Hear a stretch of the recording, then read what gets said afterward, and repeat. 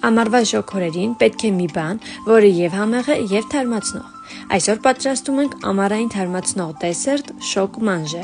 Այս դեսերտը պատրաստվում է պարզ բաղադրիչներից եւ հաստատ ստացվելու է, եթե փորձես։ Նախ վերցնում ենք 6 ձու, սպիտակուցները առանձնացնում ենք դեղնուցներից եւ հարում այնքան, մինչեւ ստացվի փափուկ բեզը։ Այնուհետև մեկ առ մեկ ավելացնում ենք դեղնուցները եւ շարունակում հարել, մինչեւ ստացվի միասնական զանգված։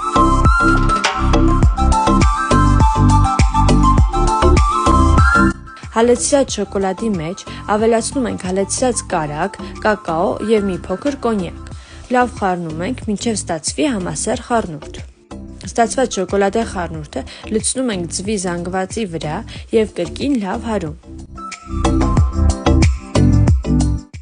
Պատրաստի զանգվածը լցնում ենք համապատասխան ձևամանների մեջ եւ տեղափոխում սառցարան 3-ից 4 ժամով։